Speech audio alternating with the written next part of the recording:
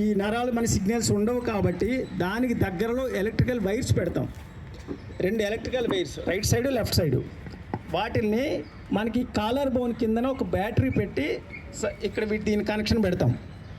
ఈ బ్యాటరీ నుంచి సిగ్నల్స్ కంటిన్యూస్గా ఎలక్ట్రికల్ సిగ్నల్స్ వెళ్ళటం వల్ల ఆ లోపల నరాలు సరిగా పనిచేసి పేషెంట్ ఫ్రీగా తిరగలుగుతారు. ఇది దాన్ని డీప్ బ్రెయిన్ స్టిమ్యులేషన్ అంటాం. రెస్పిరేషన్ మీద control తెచ్చుకోగలుగుతాం.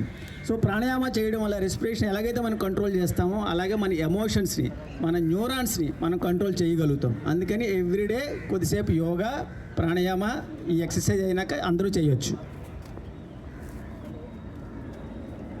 So coming to final tips ఏంటి కదా. సో ఫస్ట్ ఏంటంటే ఆ డిసీజ్ మన వాళ్ళ ఎవరికున్నా లేదా మనకున్నా దాని గురించి మనం కంగారు పడక్కర్లేదు. ఎందుకంటే దానికి మందులు ఉన్నాయి, సర్జికల్ ట్రీట్మెంట్స్ ఉన్నాయి, అలాగే ఒక